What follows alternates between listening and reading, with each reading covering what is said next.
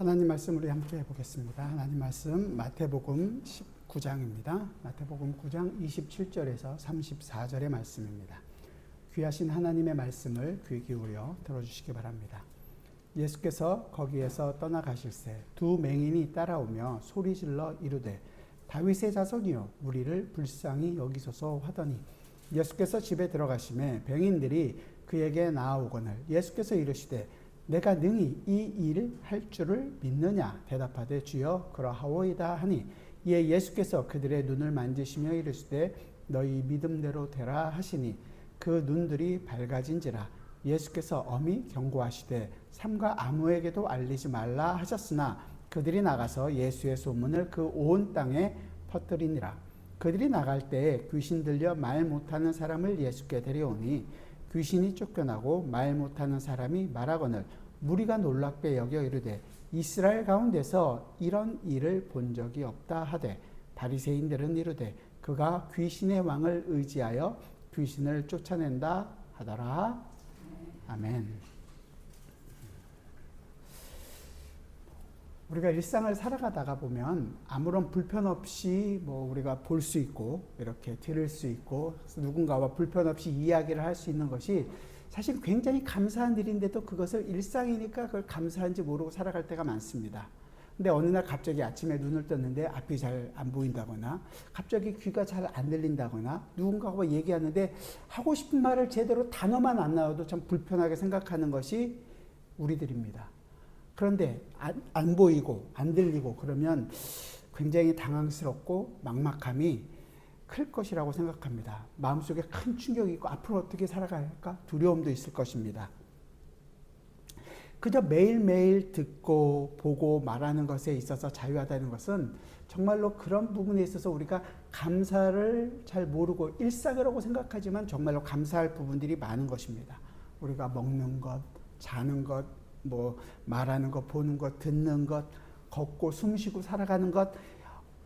근데 이런 것 모든 것들 중에서 갑자기 뭐가 하나만 불편해지기 시작해도 참 우리는 고통스럽게 인생을 살 수밖에 없다는 것을 잘 압니다.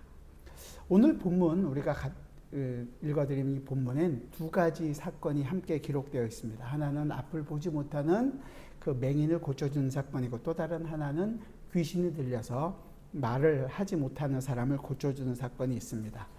마태복음 우리가 계속적으로 살펴보고 있는 8장, 9장에 나오면 계속 그 기적들이 많이 기록되어 있습니다. 근데 기적이 그저 단순히 어떤 사건들, 굉장히 놀라운 일, 병을 고쳐주는 것, 지난주 같은 경우 죽은 소녀를 살려내는 것, 이런 기적적인 일을 보여주는 것이 목적이 아니라 사실은 그 기적이 보여주고 있는 어떤 가르침, 그 가르침이 있다라는 것을 더 중요하다고 말씀을 드렸습니다. 그러니까 이게 기적으로 끝나는 것이 아니라 그것을 보여주고자 하는 표적으로서 사인으로서의 역할을 하고 있다는 것을 항상 기억해야 된다는 것을 말씀드렸습니다. 그래서 이 표적이라는 것이, 사인이라는 것이 지금 그 표적을, 기적을 행하고 계시는 그분이 누구신가? 그리고 이 땅에 그분이 이 땅에 오셔서 오신 이유와 목적이 어떤 것인지를 분명하게 우리가 알 수 있어야 하는 것입니다.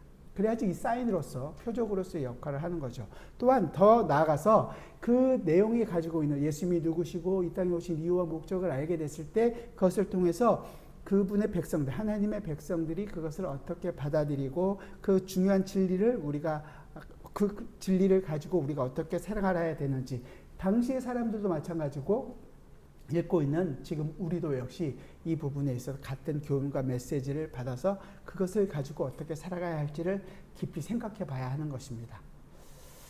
그런 의미를 가지고 이 사건들을 계속 보셔야 되는 거죠. 오늘 사건에서도 맹인이 나오고 귀신이 들려서 들을 수 없는 사람이 나옵니다. 일반적으로 우리가 본다라고 했는데 보는 것은 두 가지 의미를 함께 갖고 있습니다. 하나는 우리가 지금 눈으로 이렇게 바라보는 거죠. 시각적으로, 물리적으로 바라보는 것입니다. 또 하나의 의미는 그냥 실은 물리적으로 보는 것, 그런 것만을 얘기하는 것이 아니라 그 보이는 이면의 것들을 어떤 것인지를 분명하게 아는 것입니다. 예를 들어서 책을 본다 라고 얘기하면 책이 어떻게 생겼는지, 네모나구나, 두껍구나, 어떻구나 이런 것을 보는 것이 아니라 그 책 안에 있는 내용, 글씨를 읽고 그냥 글씨가 있구나, 그런 내용이구나 라는 것이 아니라 그 진짜 내용이 어떤 것인지를 우리가 이해하는 것을 이해했을 때 우리는 책을 본다라고 얘기하는 거죠. 그러니까 듣는 것도 역시 마찬가지입니다. 단순히 청력을 통해서 어떤 소리를 듣는다는 것도 있지만 그 들려지는 소리를 어떻게 해요? 우리가 이해하고 깨닫는다는 그 의미도 함께 포함되어 있는 것입니다. 그러니까 단순히 보는 것, 듣는 것에 있어서 정말로 중요한 것은 물리적으로 바라본다거나 아니면 들린다거나 하는 것보다 듣고 이해하고 깨닫는 것이 더 중요하다는 것을 우리는 알게 됩니다.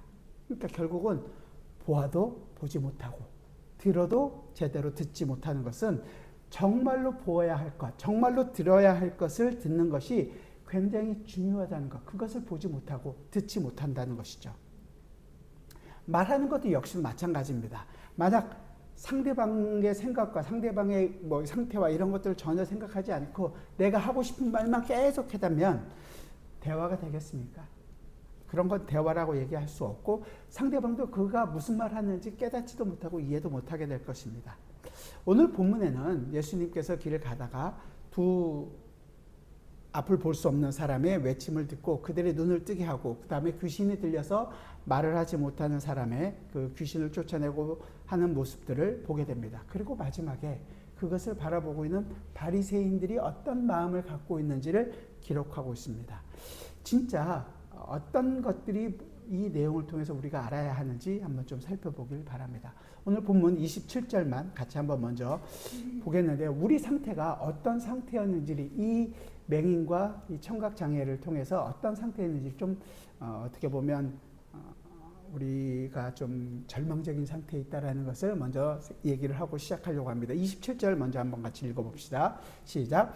예수께서 거기서 떠나가실새 두 맹인이 따라오며 소리질러 이르되 다윗의 자손이 우리를 불쌍히 여기소서 하더니, 여기 보면 두 맹인이 나옵니다. 그럼 32절을 같이 한번 볼까요? 32절 같이 보죠. 시작.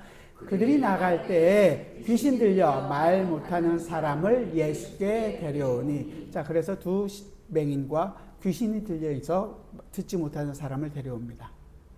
두 종류의 사람이 있는데 이 사람은 그러니까 이런 사람이 있다라는 것을 보여주는 것이 아니라 분명 의미가 있는 거죠. 성경은 바울이 로마서에서 얘기하는 것처럼 모든 사람이 죄를 범하였음에 하나님의 영광에 이르지 못하더니, 그래서 우리가 다 죄인이라는 것을 얘기합니다. 그리고 이 죄인은 인간의 영적인 상태를 앞을 보지 못하는 이 맹인과 같고 들어도 듣지 못하는 그런 상태와 같다고 자주 표현합니다.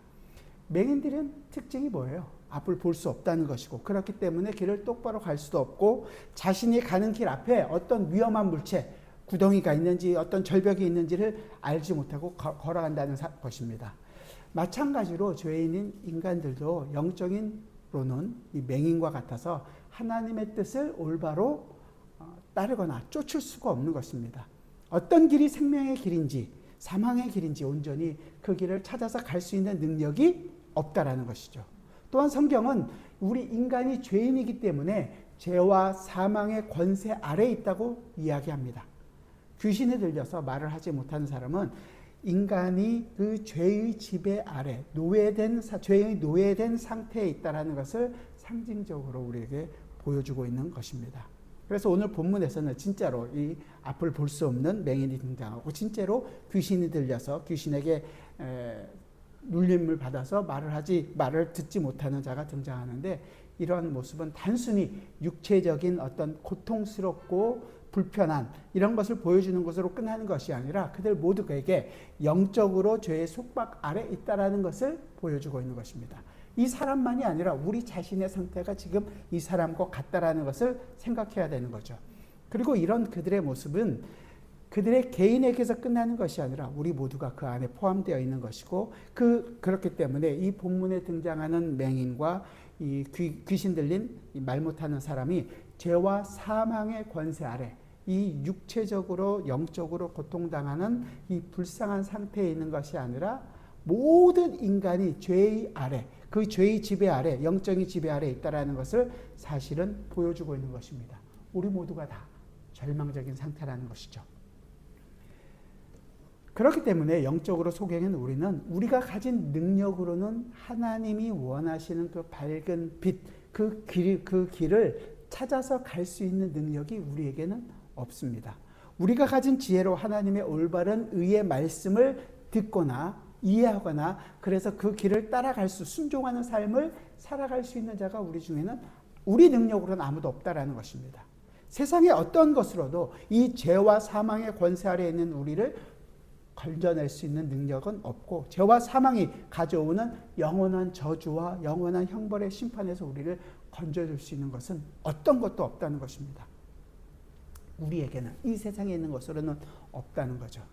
이처럼 오늘 본문의 말씀, 사건과 말씀은 우리가 영적인 소경이고 우리가 영적으로 귀가 먹었고 죄와 사망의 권세 아래 붙잡혀 있는 절망적인 상태에 있다라는 것을 이 두 사람, 이 두 맹인과 이 귀신 들려 있는 이 사람을 통해서 우리는 분명하게 알게 됩니다.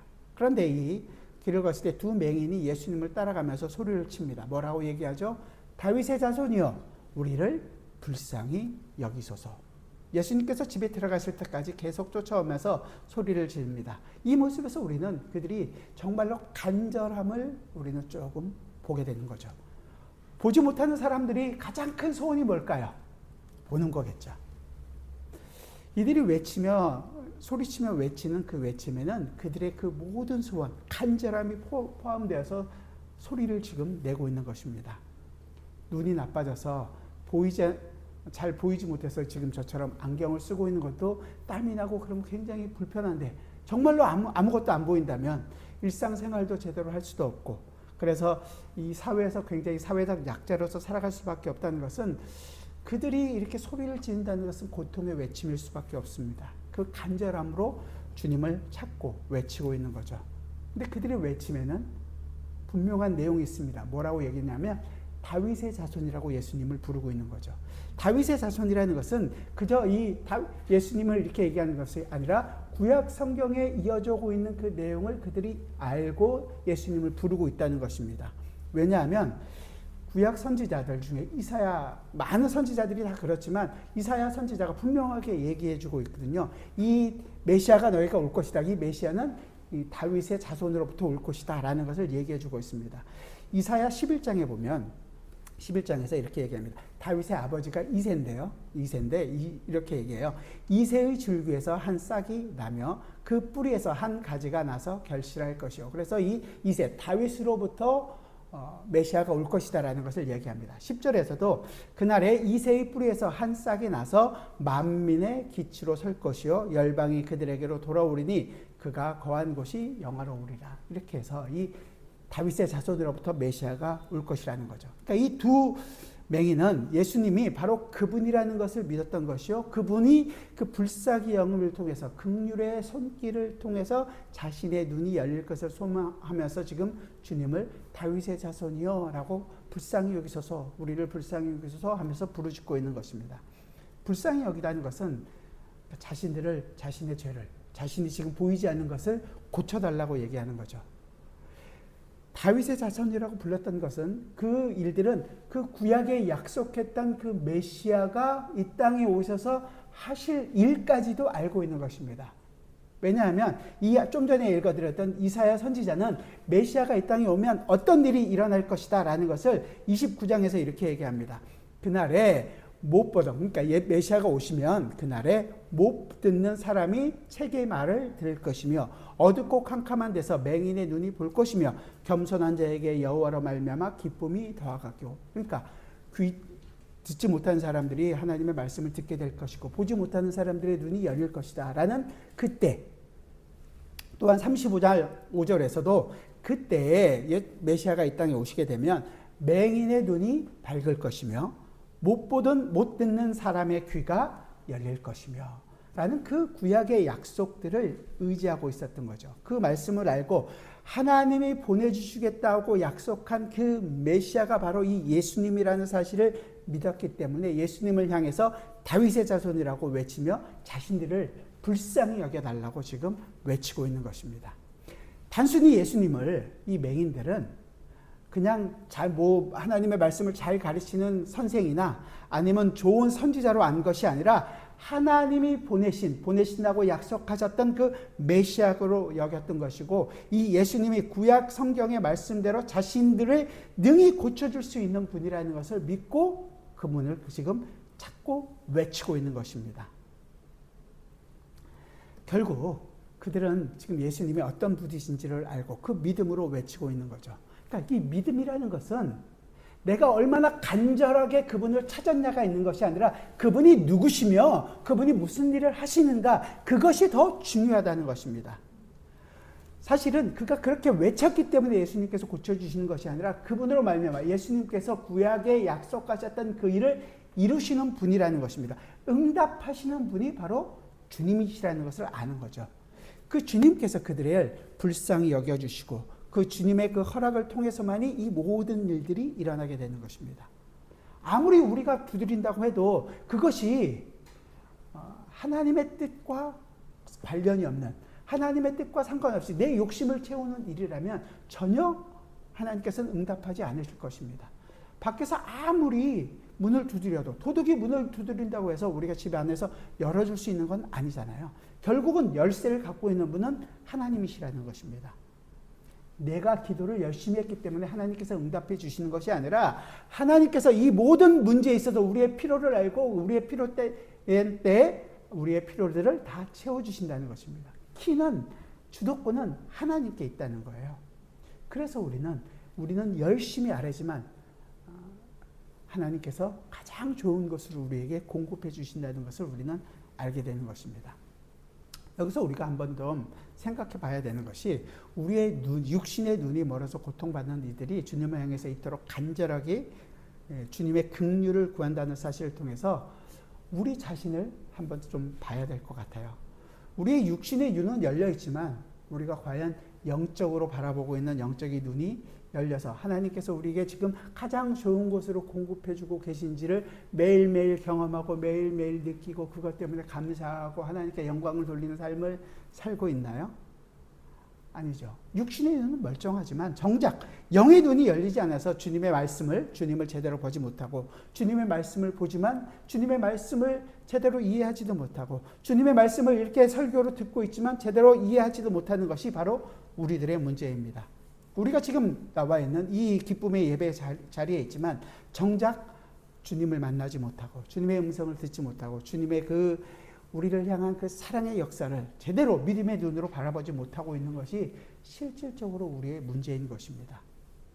성경을 매일매일 보지만 그 말씀이 우리에게 기쁨을 주지도 않고 믿음의 반응이 우리 삶에서 나오지도 않고 어떠한 정말로 하나님의 말씀대로 순종하겠다는 그 결단도 우리에게 없다면 우리의 상태가 문제인 것 아니겠습니까?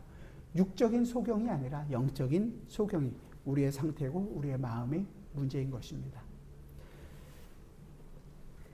신앙생활의 어떠한 기대도, 우리 삶에 있어서 예수님을 따라가고 있는 그 기쁨도, 그 십자가를 지고 걸어갈 때 예수님과 함께 가고 있다는 그 마음도, 정말로 이런 것들이 없다면 우리가 영적인 소경의 상태와 조금도 다르지 않은 것입니다.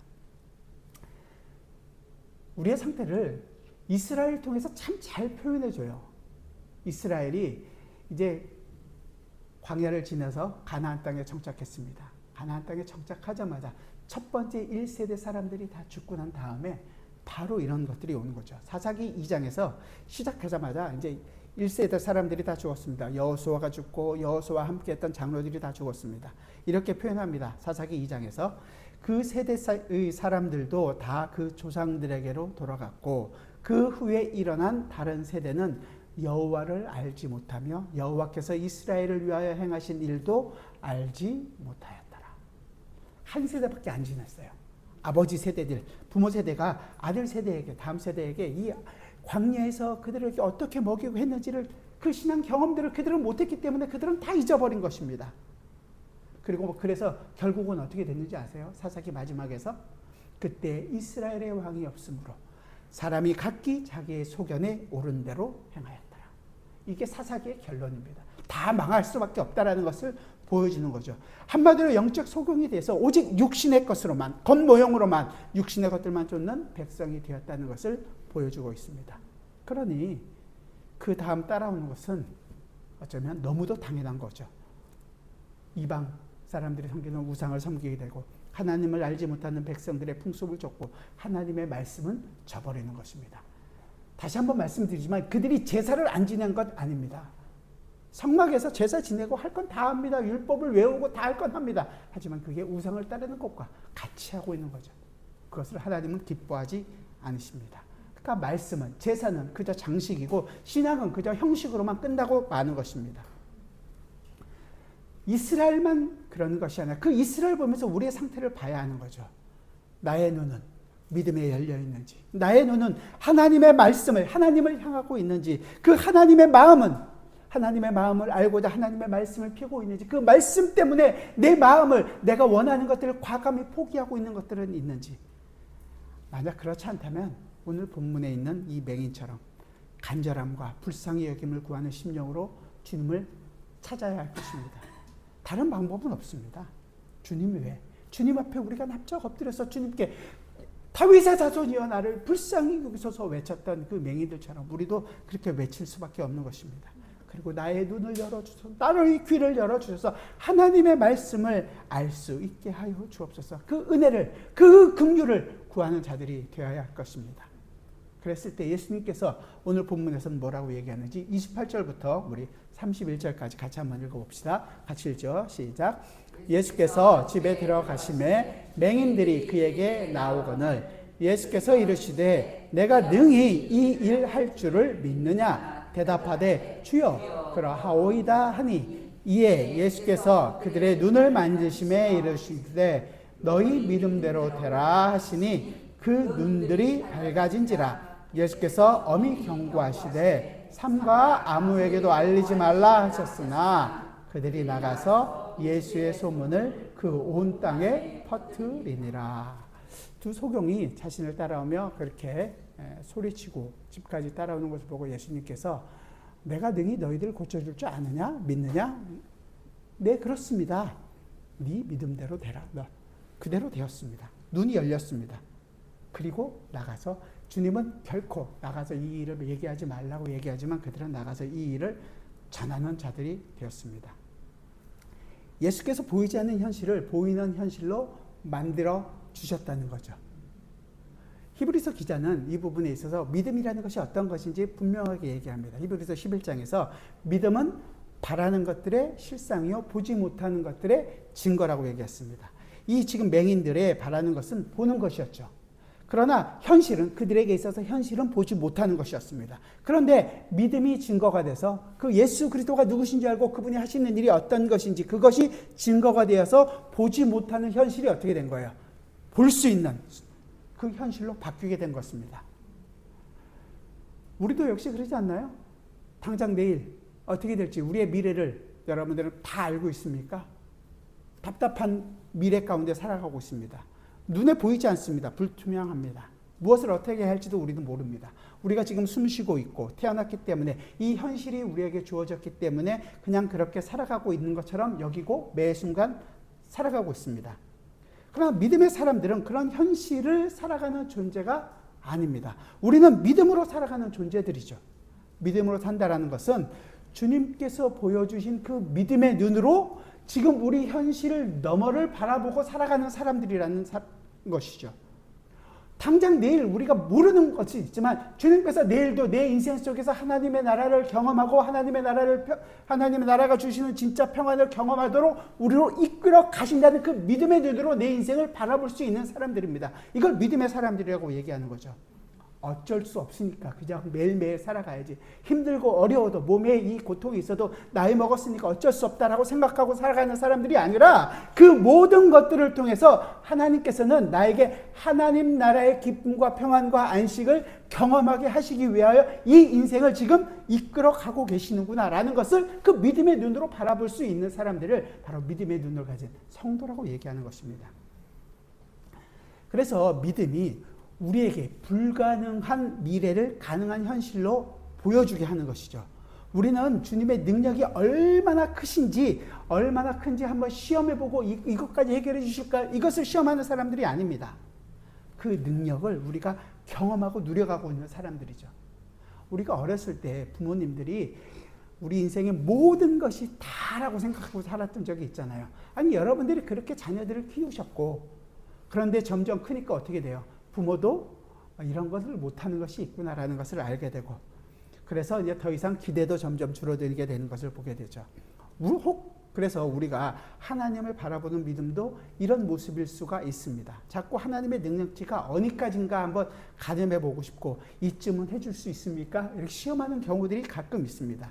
그러나 우리가 믿는 주님의 능력치를 우리가 생각하는 것처럼 환산해서 받고 이것도 할 수 있습니까? 이런 것이 아니라, 그것보다 주님이 이만큼 할 수 있는 것이 아니라 내가 그 모든 믿음을 받아들일 수 있는 내 그릇을 키우는 것이 훨씬 더 중요합니다.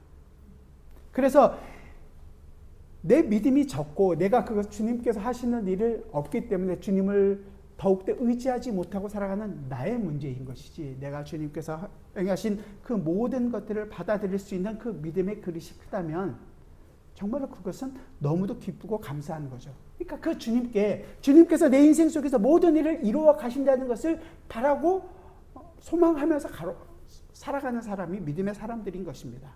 오해는 하지 않았으면 좋겠어요. 그러니까 내 문제를 금나와라 뚝딱 은나와라 뚝딱, 하나님 이것도 해결해 주세요, 저것도 해결해 주세요, 도깨비 방망이 들고 계시니 내가 원하는 것들대로 이루어지지는 않습니다. 그러나 우리의 원하는 대로 되지 않지만 주님께서 원하시면 언제든지 무엇이든지 그 일이 이루어진다라는 것을 우리는 믿고 살아가는 사람들입니다. 그러니까 믿음이 있다는 것은 우리의 믿음의 눈이 다 열려서 그 일이 이루어지고 있다는 것을 바라보고 살아가는 사람들이 되어야 되는 것입니다. 구약에서 이 부분을 잘 보여주는 사건이 하나 있는데, 열왕기하 6장에 보면 굉장히 놀라운 이 사건이 있습니다. 아람 군대가 북이스라엘을 쳐들어왔어요. 그때 당시에 북이스라엘 선지자는 엘리사였습니다. 근데 엘리사가 아람 군대가 이렇게 덮치는 함정들을 다 이스라엘 왕에게 알려주는 거예요. 왜 그러냐 아람 왕이 그래서 일이 어떻게 된 건지 알아봤더니 그 이스라엘의 엘리사라는 사람이 다 알려줍니다. 그랬더니 저 엘리사만 없으면 내가 이스라엘 이길 수 있겠구나. 그래서 엘리사를 어디 있느냐? 도담성에 있다. 그 도담성으로 찾으러 갑니다. 많은 군대를 이끌고 찾아가서 도담성을 포위합니다. 이 엘리사 옆에서 도와주는 사환이 그 모습을 보고 엘리사에게 와서 얘기합니다. 저 적군들이 우리를 둘러싸고 있습니다. 하지만 엘리사는 조금 더 겁을 내지 않고 뭐라 그러냐면, 저들보다 나를 지키고 있는 병사들이 훨씬 더 많다. 안 보이는데요? 그랬더니 엘리사가 기도합니다. 이 사환의 눈을 열어서 보게 해주십시오. 그랬더니 사환의 눈이 열렸습니다. 그랬더니 그 주위에 아람 군대보다 더 많은 불병과 불말을 타고 있는 군대들이 이 엘리사를 지키고 있는 것을 보게 되는 거죠. 믿음의 눈이 열린 것입니다. 그리고 반대로 그 아람 군대의 눈을 어둡게 해주세요. 그래서 아람 군대의 눈이 어두워서 적군 한가운데로 들어오게 됩니다. 뚜벅뚜벅 들어와서 다 죽일까요? 그랬는데 죽이지 말고 오히려 먹을 것을 주고 내보낸 거죠. 그래서 다시는 이 아람 군대가 이스라엘 침공하지 않은 일이 있었습니다. 그러니까 믿음의 눈으로 바라볼 수 있도록 이 얘기를 한 것이죠. 결국은 어떤 눈으로 바라보느냐가 굉장히 중요한 거예요. 믿음의 눈이 열리면 현실을 넘어서는 그 하나님의 섭리와 하나님의 도우심과 하나님의 뜻을 우리는 보게 됩니다. 그래서 이 현실이 우리를 누르는 그것을 이겨낼 수 있는 거예요. 현실을 넘어서서 하나님의 역사를 바라보고 살아갈 수 있게 되는 것입니다.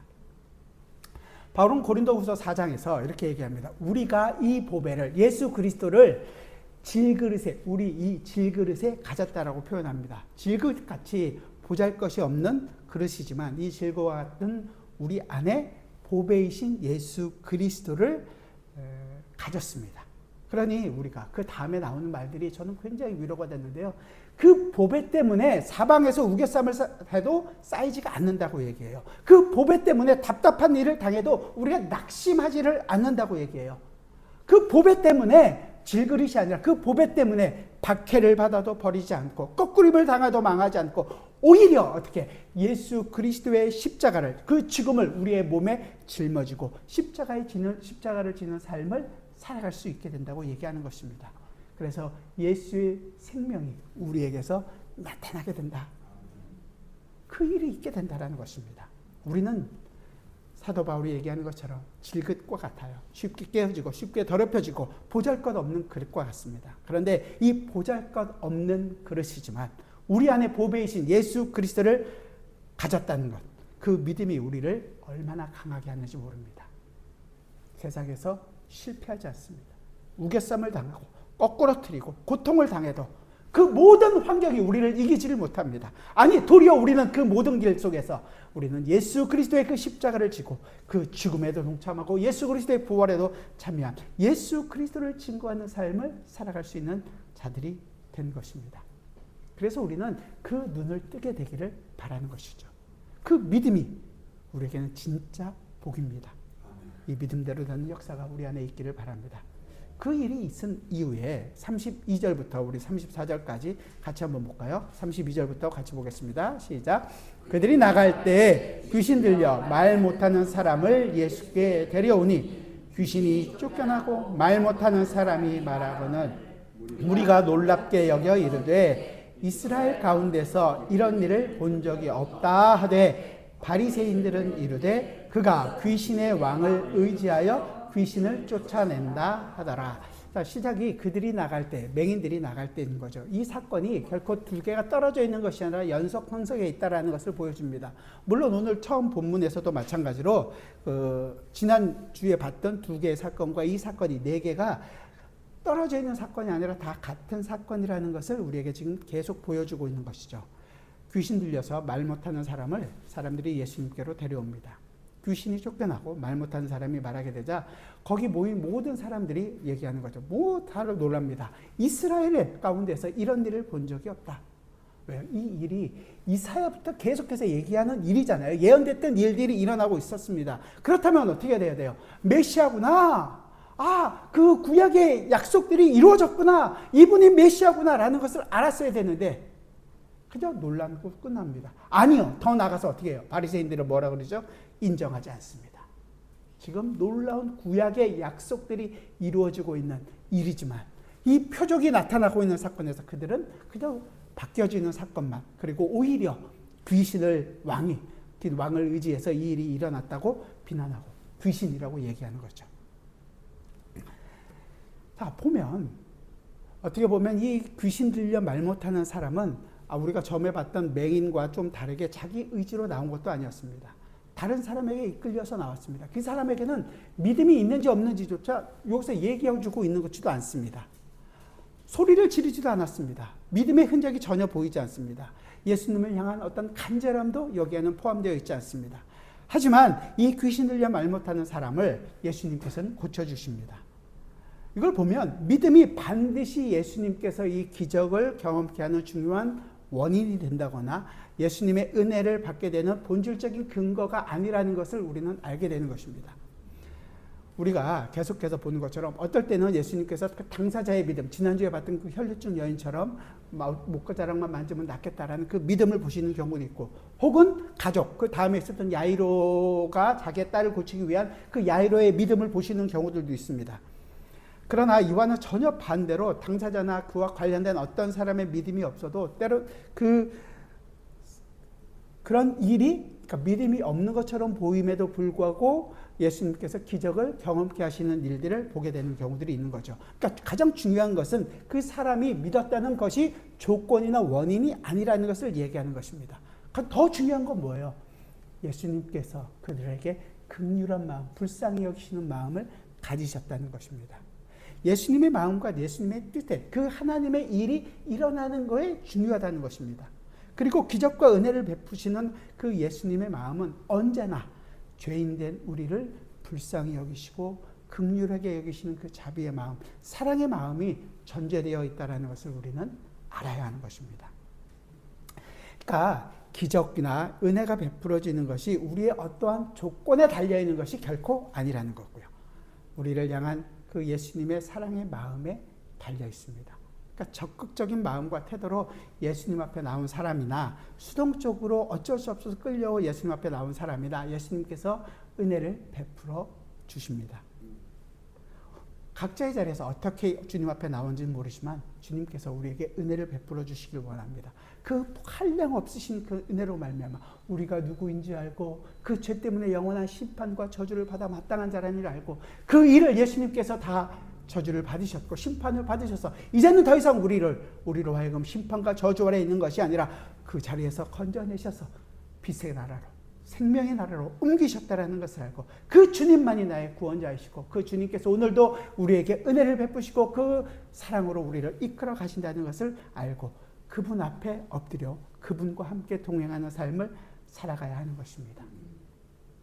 그런데 여기 보면 그 귀신이 들려서 고통당하는 뿐만 아니라 말조차 못하는 이 사람이 귀신이 쫓겨나고 말을 듣게 되고 말을 하게 되는 놀라운 일이 일어났습니다. 그런데 그 고통당한 이가 고침받고 정상으로 돌아왔음에도 불구하고 이것을 인정하지 못하는 사람이 있는 거죠. 이 사람의 입술이 얼마나 왜곡되어 있는지 아십니까? 바리새인들은 자기가 보는 것만 보는 것이고 자기가 원하는 것만 듣는 것이고 그들은 보고 듣고 모든 것을 할 수 있다고 얘기하지만 정작 그들은 맹인이었고 듣지 못하는 사람이었고 그들이 도리어 귀신 들려서 자기가 원하는 대로 생활하고 있었던 사람들입니다. 귀신에 의해서 그 자유를 억압받는 자가 자유함을 받았습니다. 그럼에도 불구하고 자기는 자유하다고 생각하는 이 사람들은 도리어 자기가 귀신 들려 있는 것과 똑같은 사람들이 된 거죠. 앞에 30절에서 보면 눈이 밝아진 이들은 예수님께서 경계를 합니다. 나가서 절대로 얘기하지 마라. 그럼에도 불구하고 그들은 자기가 눈 뜬 것을 예수님에 대한 얘기들을 세상에 나가서 얘기합니다. 그분이 메시아다. 그분이 이로 말미암아 내 눈이 띄어졌다. 이 일이 지금 구약에서 얘기했던 이사야의 예언이 지금 이루어지고 있다라는 것을 얘기했을 것입니다. 그러나 그 모든 것을 보고도 반대로 아니다 이것 귀신에 의해서 하는 것이다 라고 얘기하는 사람들이 있는 것이죠. 이 바리새인들이야말로 구약의 말씀대로 생활하고 있다고 구약의 율법들을 자기는 다 지키고 있다고 하고 있지만 사실은 이사야의 말씀을 적극적으로 외면하고 있는 것입니다. 그들은 하나님의 말씀을 다 알고 있다고 하지만 그들은 아무것도 알고 있지 않는 것이고 매일매일 묵상하고 외우고 달달 외우고 있다고 하지만 하나님의 말씀을 전혀 알지 못하고 있는 자들이었습니다. 우리는 과연 어떻습니까? 우리는 와서 예배하고 있고 매일 성경 말씀을 읽고 매일 하나님께 기도하고 있다고 얘기하지만 그 모든 말씀이 예수 그리스도 때문에 나에게 주어진 것이며 예수 그리스도로 말미암아 내가 이 일을 이루어가고 있다는 것을 정말로 감사하게 생각하시면서 이 일을 향하고 계십니까?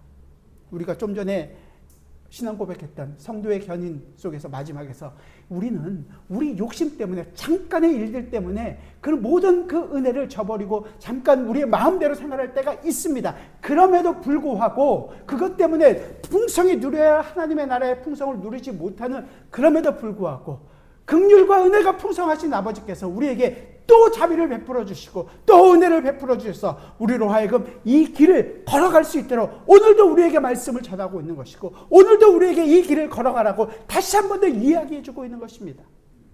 왜 다른 데 귀를 기울일 이유가 뭐가 있겠습니까? 왜 다른 눈으로 다른 곳을 바라볼 이유가 뭐가 있겠습니까? 주님께서 우리에게 허락하신 이 은혜를 구하십시오. 주님의 말씀에 귀 기울이십시오. 주님의 말씀을 여러분들 묵상하십시오. 그리고 우리가 연약해서 잠깐 잘못된 길을 간다고 할지라도 주님께서는 우리로 하여금 다시금 돌이키게 하십니다. 이 회개의 은혜를 우리에게 허락해 주십니다.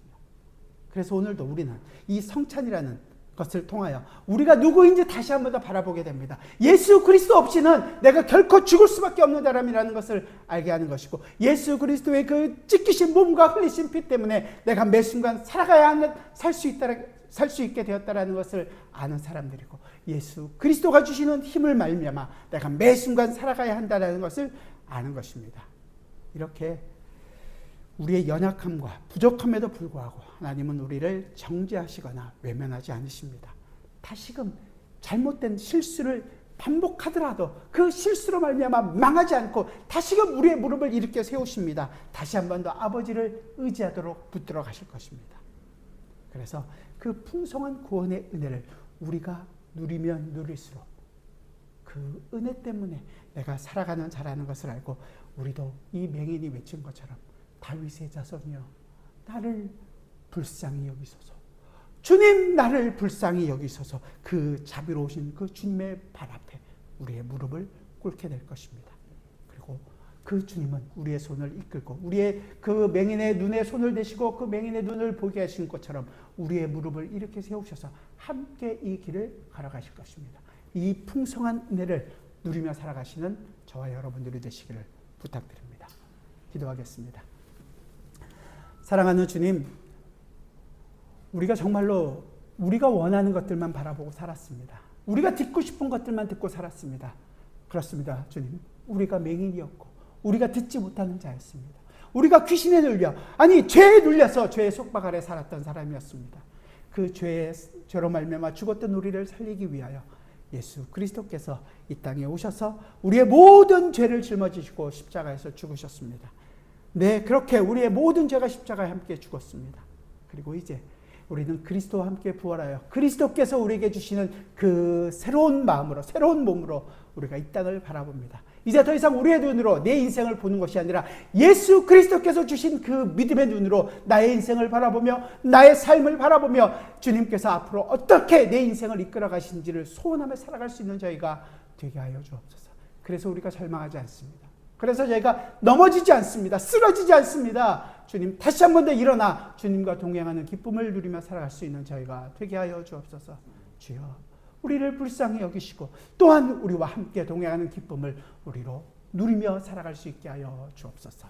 예수 그리스도의 이름으로 기도드리옵나이다. 아멘.